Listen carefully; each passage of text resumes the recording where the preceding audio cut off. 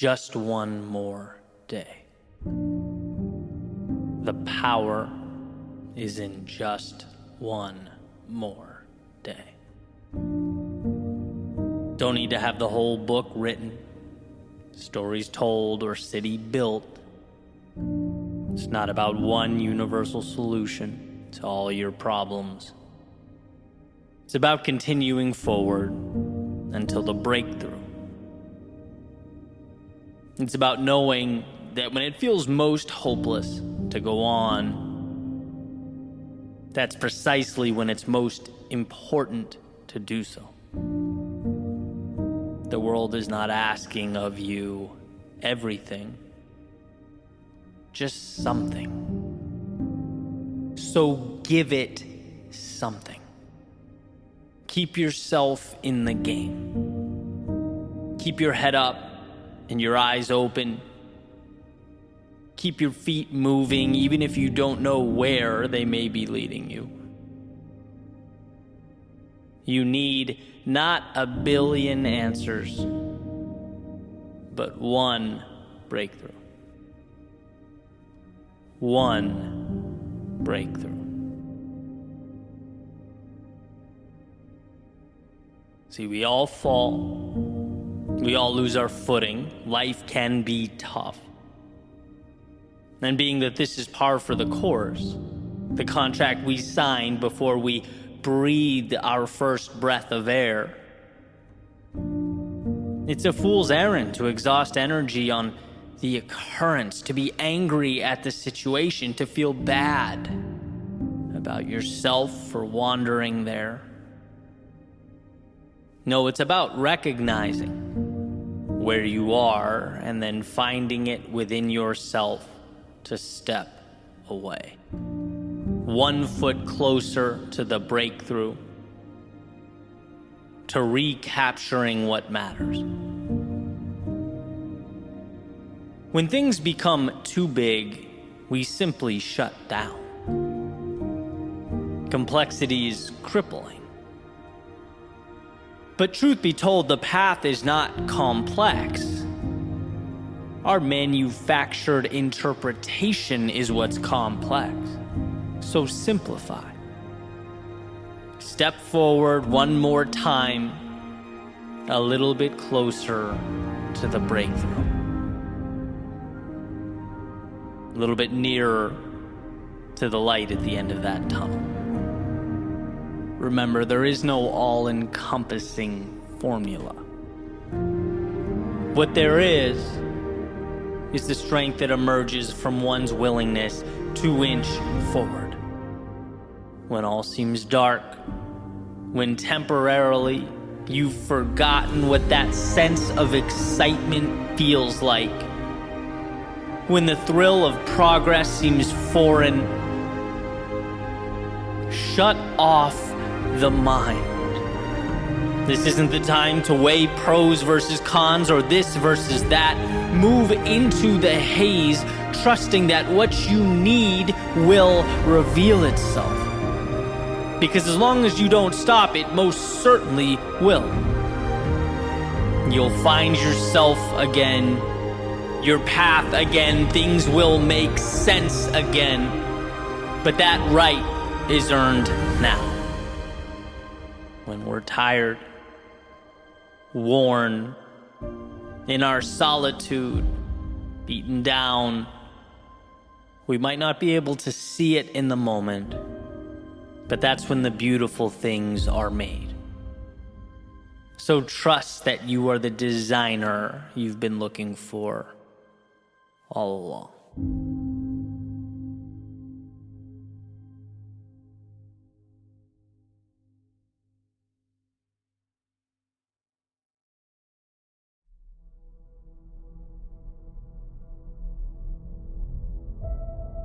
Sometimes all we need is a reset. A new beginning, fresh start, a transformed perspective. Do you remember those pictures that used to make their way around from time to time and looked pretty obvious at first glance, right? But if you really examined it, you would see that the picture of the young woman or whatever it was also an older woman, right? Differing based on how you looked at the lines. And depending on who was looking, they might have a proclivity towards seeing one or the other. But when made aware of the picture's duality, they could always see both. Okay, and there's something to this. This idea is something we should lean on, because I'll tell you what, sometimes our natural proclivity is to see the thing that's not helpful. The first thing we see is an excuse or self-pity. The first thing we see is a list of insecurities or doubts.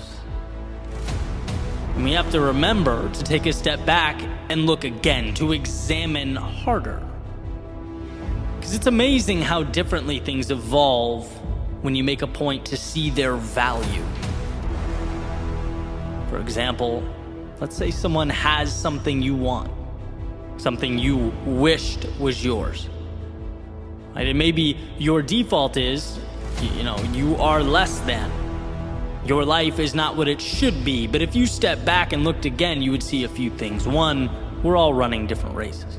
Right? You're competing against you, not anyone else. Two, think about everything you do have that someone else would give anything for. And three, if you truly do want that thing, how about applauding yourself for having goals, for having desires, for wanting to push the boundaries of life? Now the question is, can you seek to truly understand what that desire is and map out, your path to bring it into existence?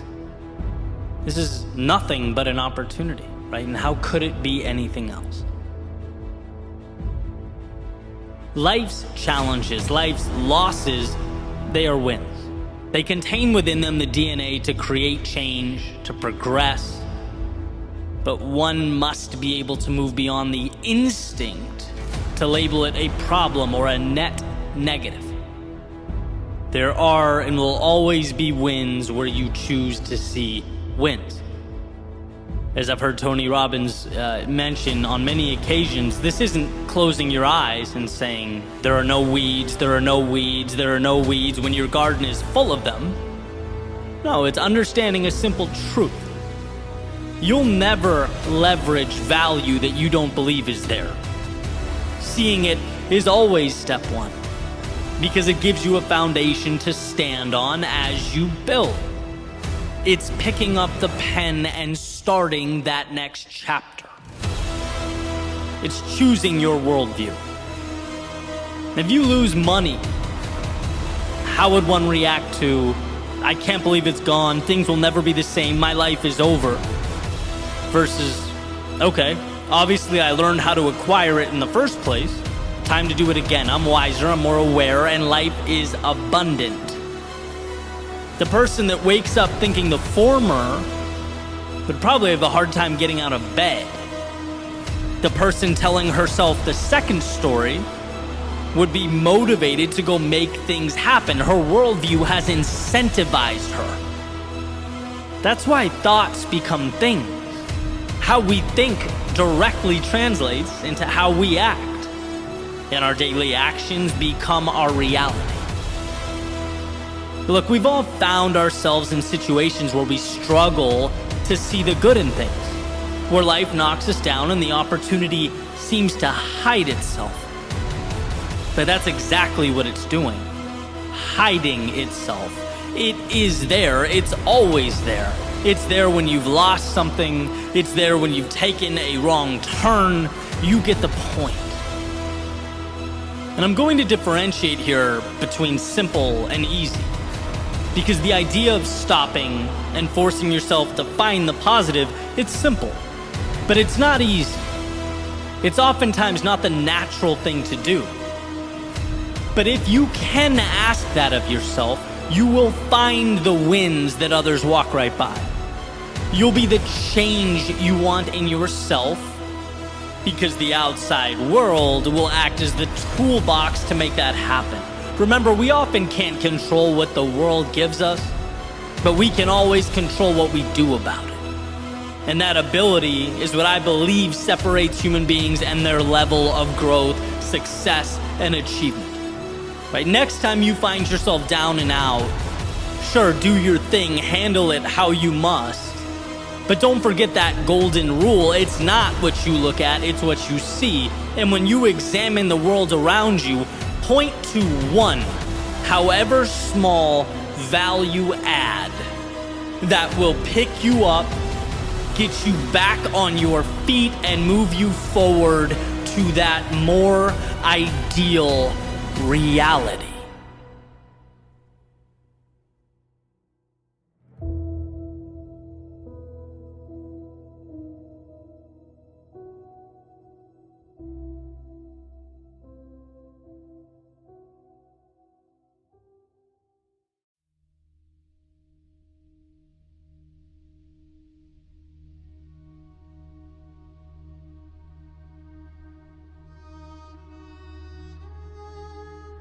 There's often a vast distinction between what we think is holding us back and what is actually holding us back.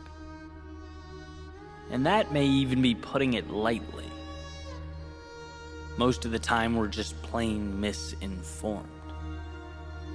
Most of the time, we're looking externally at irrelevant discrepancies between ourselves and someone else. We're looking at things that happened yesterday, possible outcomes that may happen tomorrow.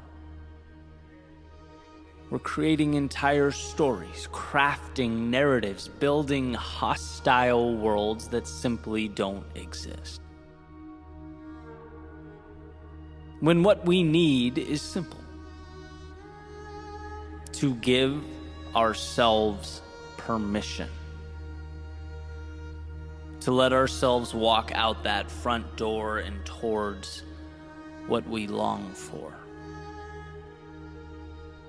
And this came to light recently. I shared a simple 20-second message on TikTok where basically I highlighted John Green's quote about the best things in life occurring after we find the courage to depart or leave where we are, right? To build again. And as I was looking at the response, it was both beautiful and eye-opening. Hundreds and hundreds of comments from people saying that the message helped them feel empowered to do what they've been putting off. And some called it fate. Some called it what they needed to hear at the exact moment they needed to hear it. And as I'm going through, I keep thinking the same thing over and over and over. Every single one of these people, they already knew in their hearts what needed to come next. They knew what would make them feel alive. They knew where the compass was pointing. Yet their default led them to the same place we've all been, waiting for external permission, waiting for life to give us a reason to say, okay, the light is now green. You can go. The time is right. Now, don't get me wrong. It means the world that a simple message can shift one's perspective that way. I've been on the receiving end.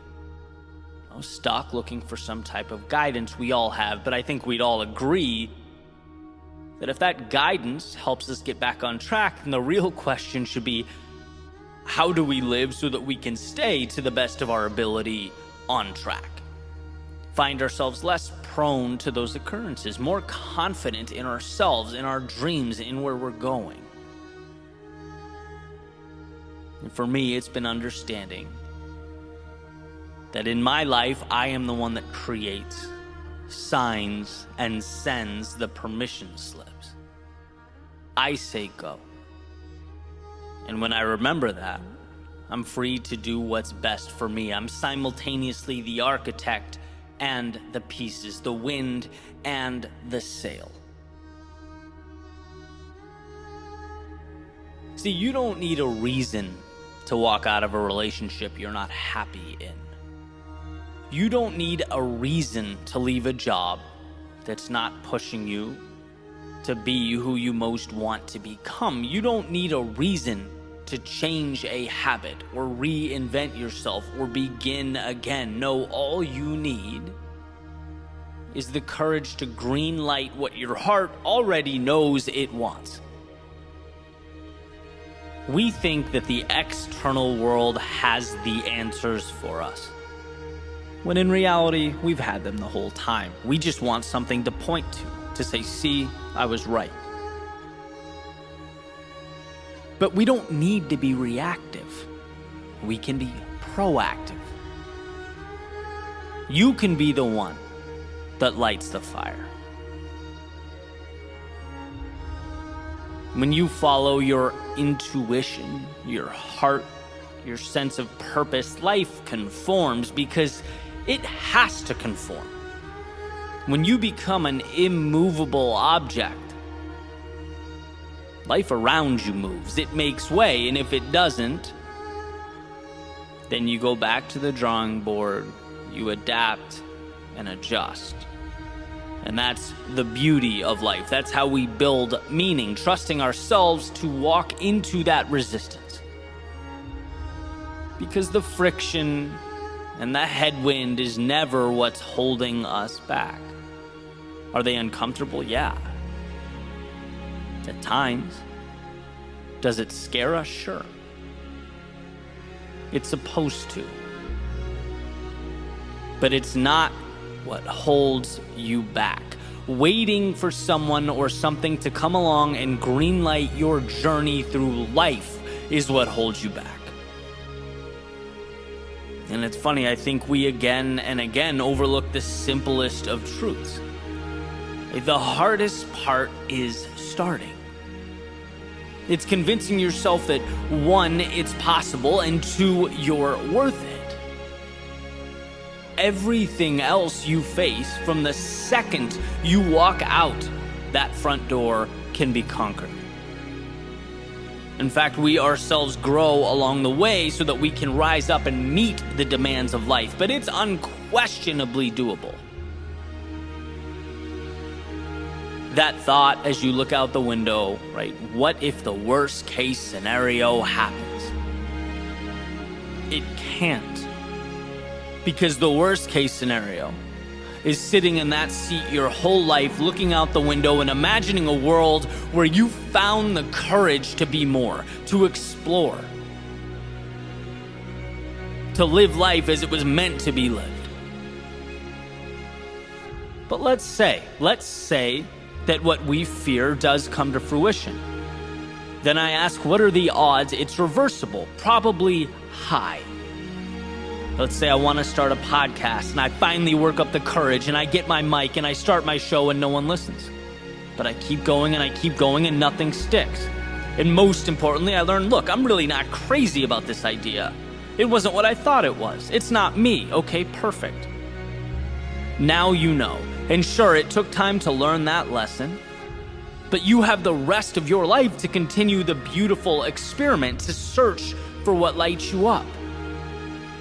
But you found the courage to explore, to try, to begin, and you are now better because of it. That's your worst case scenario? Sounds a lot less scary to me than a life lived sitting there looking out the window. See, we can't let the fear of an unlikely worst case stop the possibility of that oh so coveted best case. Don't let the virtually 0% probability of losing everything overshadow the opportunity to gain everything. Let's never allow ourselves to get caught standing still, waiting for the universe to give us the answer, as though we're waiting for a letter in the mail. No, give yourself permission to see the upside, to make your own decisions, and most importantly, to live your life.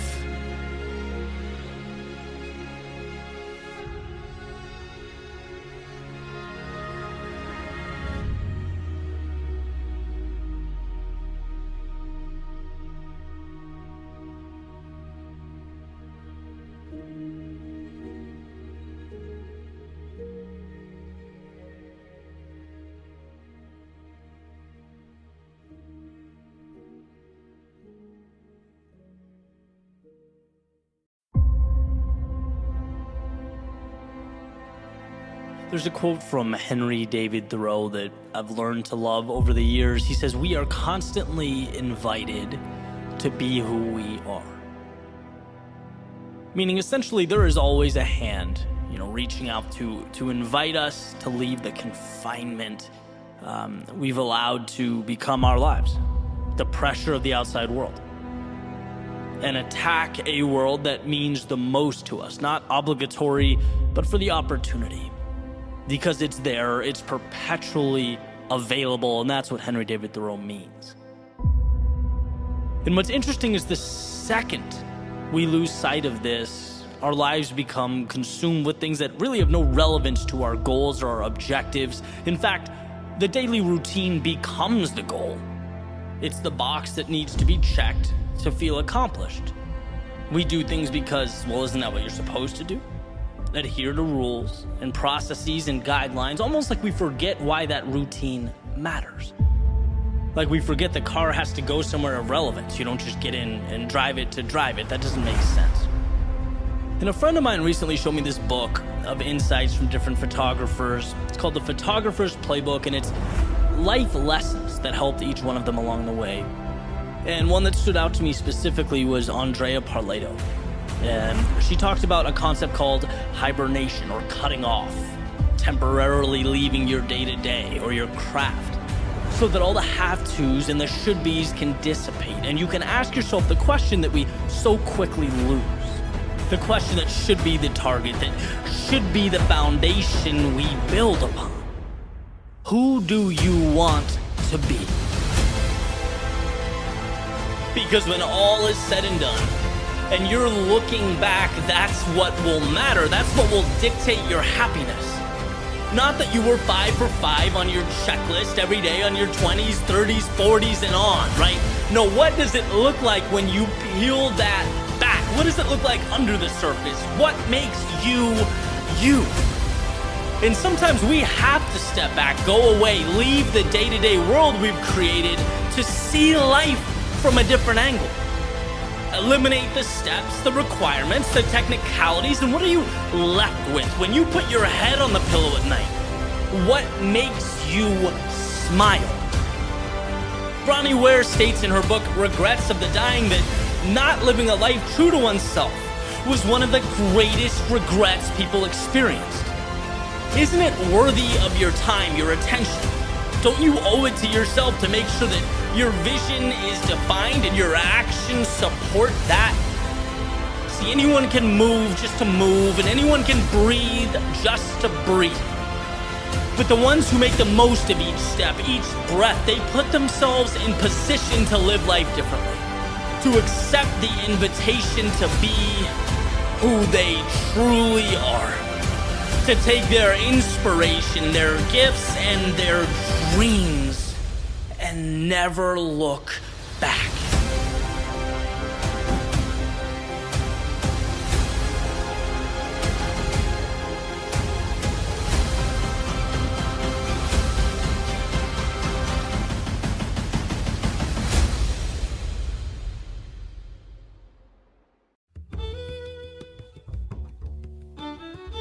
For a handful of years, I'd made this annual trip to the desert in Utah. And I'd take some time to be solo, to clear my head, leave my phone in the cabin, which didn't have service anyway. I'd grab a backpack with some food, my camera, and I'd just go exploring. From the time the sun came up to the time it went down, I'd follow trails through the canyons, climb over rocks, wedge myself between boulders, traverse open fields. I would get lost in something so far outside the realm of my standard day-to-day that life, it didn't feel like life. It felt surreal. And one day I was out there, and I guess I got kind of carried away making a running video. I looked down at the map as the sun was setting and realized I was miles from the car. In the desert. Not a good place to be. And this panic set over me, right? It was a mix of fear and annoyance with myself for letting something so stupid happen. This is precisely the vulnerability that the routine of our day-to-day lives seeks to mitigate. This is Society 101. We pay taxes and stop at red lights. in exchange for the certainty that we won't die in the middle of a random desert. But hey, look, life comes at you quickly. Suddenly, that safety net wasn't there to protect me. Now what?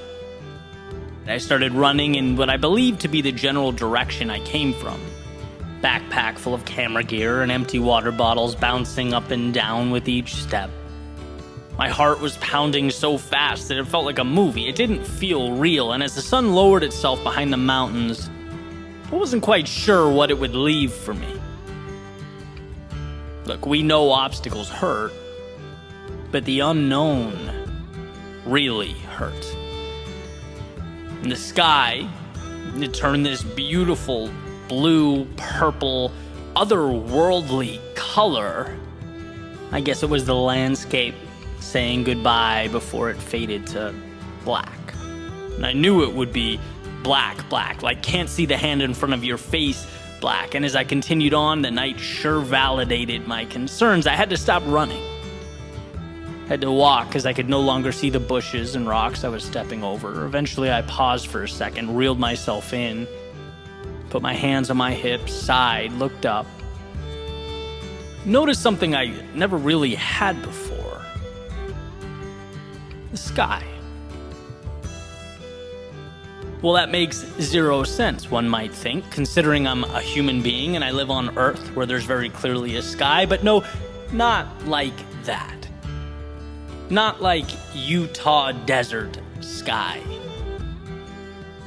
1 trillion tiny candles that felt so real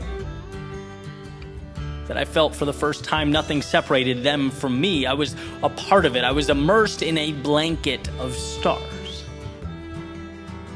If I could live for 20-something years and never see that, imagine the smaller miracles I've been blindly dancing around. Imagine the beauty that isn't hanging directly over my head. It was out there, and I vowed from now on I'd find it just like this path home, but hey, let's start there.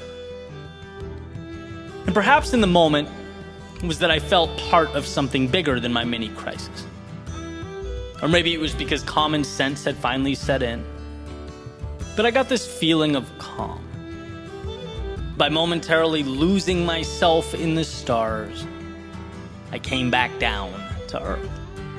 I understood everything would be okay, that worst case, I'd just pace back and forth until the sun came up. I mean, sure, it wasn't 100% everything would be fine, but is it ever? I proceeded to walk forward, eyes fixated on the ground in front of me, using the screen on my camera as a guiding light.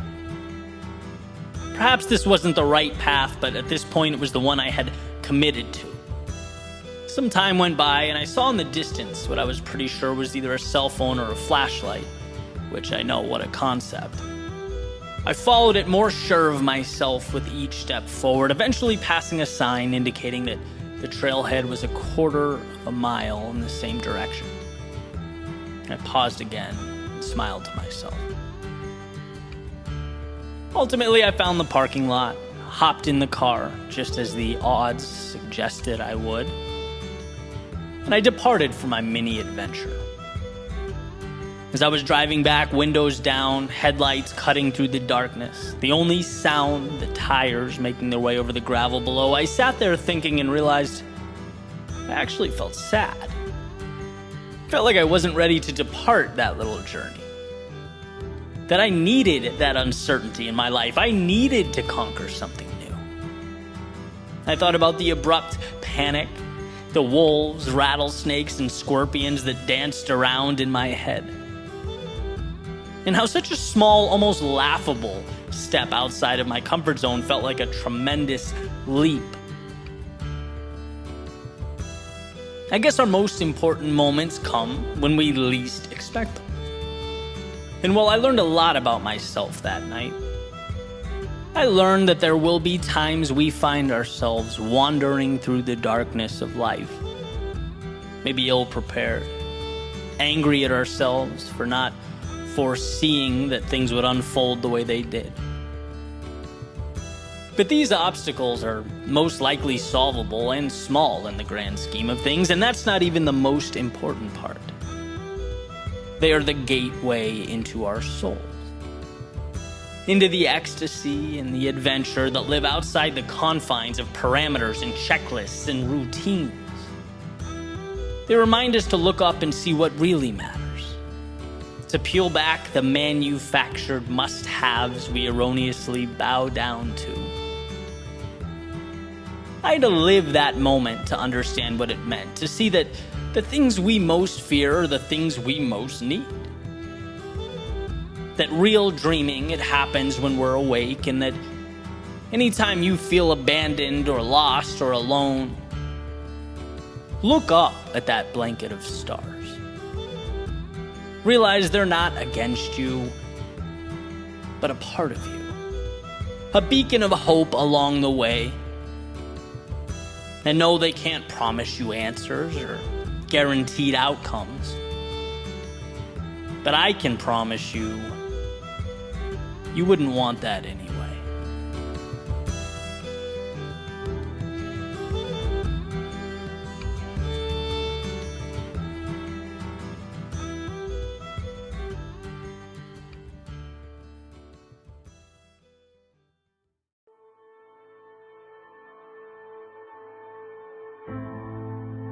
We all fall down,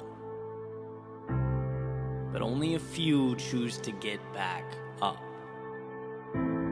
A few depersonalize failure. A few understand that falling is the cost of greatness. So your reality is not what happens to you. Your reality is how you internalize what happens to you. Are obstacles stop signs? Or are they checkpoints along the way to something greater? Checkpoints that make you stronger, build you up, become your armor. That is ultimately the difference. What we misinterpret in life is the meaning behind that difficulty, that pain, that suffering. No one gets a pain-free life. No one gets a free ride. Suffering is inevitable. As Nietzsche says, to live is to suffer, to survive is to find meaning in the suffering. And what's changed my life, and I don't mean here and there, I mean truly transformed the course and trajectory of what's possible, is simply redefining that which is difficult. I grew up watching the Kobes and the Bradys of the world. I remember thinking, how do these guys get better when things get difficult? I mean, as a kid, I could feel the pressure watching from the couch, but they somehow elevate themselves when the odds are stacked against them. Same exact situation that causes most to doubt, to run, to lose their self-belief. What they see that eludes most is that in every pressing moment, there's opportunity. Every loss has something to gain. In every failure, there is victory. Everyone has the same rule book. It's just that some people only see what is right in front of them. Others learn to read between the lines and create outcomes that have not yet arrived. When things are hard or challenging or uncertain, it's not that you should keep going. It's that you must keep going. Everything good, everything rewarding, worth having is on the other side of that struggle. Everything meaningful is built from the days you felt like there was no possible way to move on, but did anyway. That is the core of greatness. Carrying forward when it would have been easier not to. When you feel the hurt, the emotional turmoil, and I get it, we all do, but beyond that feeling, what are you willing to see? Beyond the ashes, what are you willing to build? What are you willing to do with those pieces? Because it can be nothing or it can be everything. It all depends on how you choose to step back and look at the world. Your perspective becomes the roadmap for your reality. So understand that feeling down or lost is normal, but staying down is a choice. There are no problems. There are stepping stones, the very situations that make you who you are. The little decisions that over time equip you to step up when it matters most. When the pressure's on, the odds are against you, the rest of the world says no. No matter how hard it gets, there is an answer. Rise above the emotion, the chaos, the present moment, and see the big picture. Not only will you survive, you will be better because of this. Because you kept moving forward when it wasn't easy. No matter how hard life got, you never lost sight of the opportunity. And that made all the difference.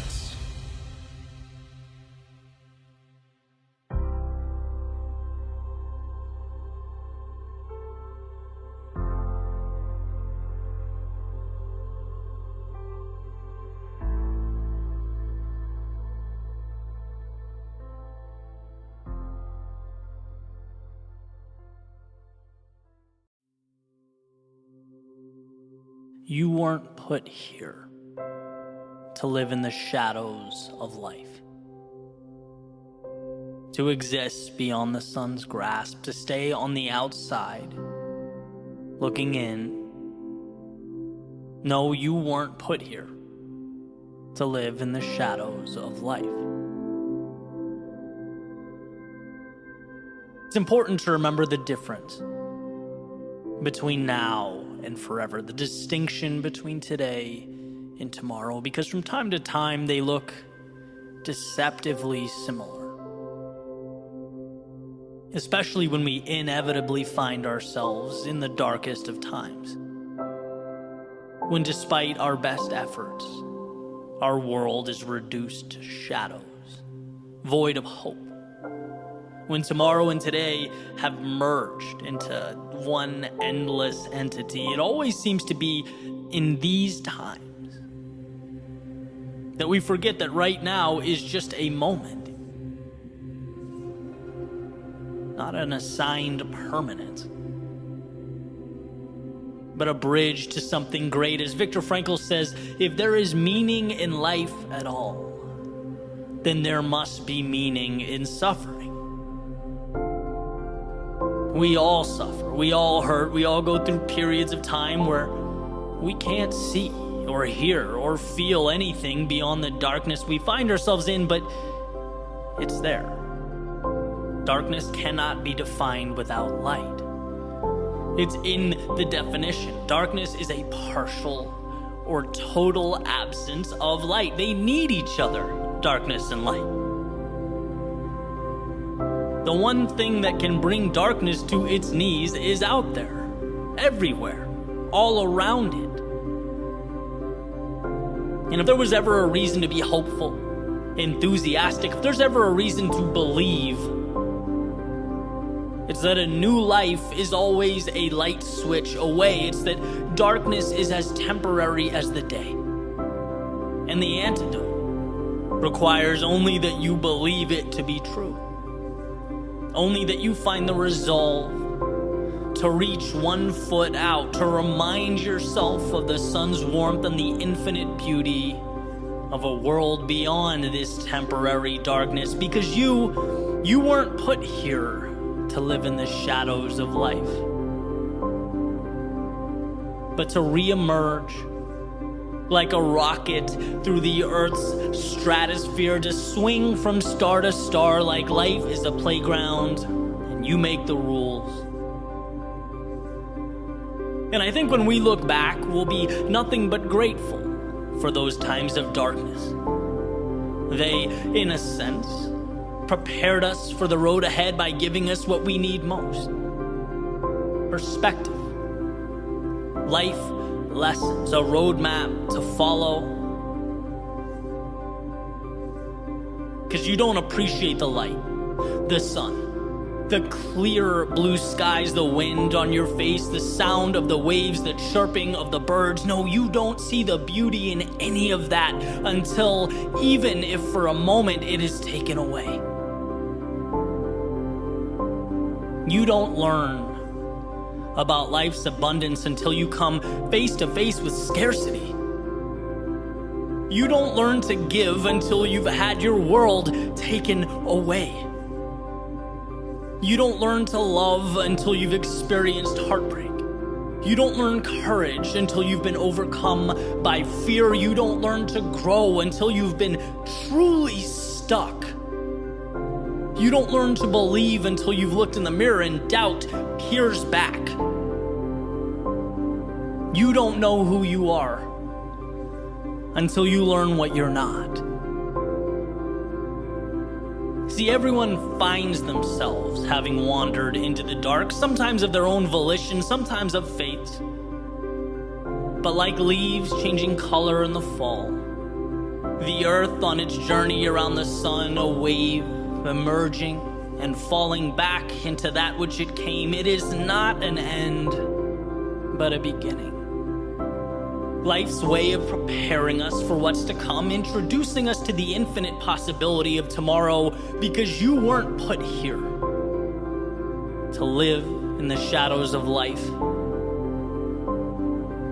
but to emerge from them, to light up the world. No, you weren't put here to live in the shadows of life.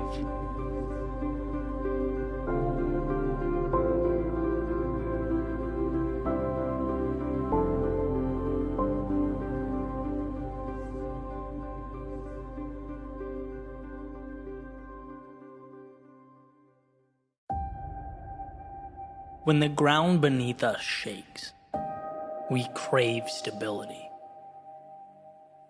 When the heavens open up and rain pours down, we run for shelter. When life presents us with vagueness, with flashes of possibility, we long for mastery. It's more instinct than anything else. But could it be that that instinct that we run to like moths to a flame is leading us astray, that it doesn't have our best interests at heart? Could it be that we're so worried about protecting and maintaining an acceptable image for the world that we forget to build something internally that's worth protecting? What if that shaking is what brings down the foundations that held us back? What if that rain washes away the limits of yesterday as we evolve into something more? And what if those flashes of possibility require of us not mastery, no, not yet, but a willingness to be the fool? And what if that willingness isn't an unfortunate dead end, but a beginning? In one of his lectures at the University of Toronto, Jordan Peterson said, if you are not willing to be a fool, you can't be a master. In the cycle that is self-discovery, that is growth, we have to at some point step into an arena that's foreign to us, that we don't yet understand. We have to be willing to operate with inadequate resources, trusting that, they'll be picked up along the way. And that's a lot to take in. It's painful to know that others are going to have knowledge and skills and competencies that you won't. That you'll willingly inject yourself into the bottom of some hierarchy with nothing more than aspirations. But that willingness is your vehicle. And what's clear is that everyone wants the moon, but very few people have the courage to start constructing that spaceship. Very few have the courage to be the student. That's why our inclination is to quit when we can't snap our fingers and magically be on our way, when we can't leap past that wandering around the unknowns. The reality is, we have to fight, to scrap, to obtain that sense of belonging in a particular competency. And just talking about it brings me back. It's an obstacle that we all face. It's super real to me. I remember being featured on a podcast where the host literally asked me, why should I listen to what you have to say, right? Like, who are you? Why are you road mapping your journey, right? I remember fighting for relevance in an area in which, at the time I knew almost nothing about. And I love how Peterson articulates this battle. He says at some point you'll want to make a change and you'll feel like an imposter. And guess what? You are. But you have to be. You'll ultimately feel worse if you don't do it. That's imposter syndrome. Feeling like a stranger in your own body. And guess what? It's not wrong. It's just a beginning.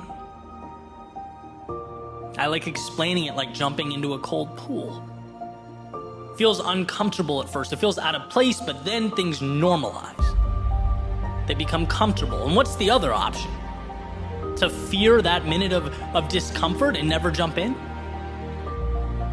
It's what we need to tell ourselves when we want something, but the climb seems too steep, right? That climb is manageable. You'll acclimate.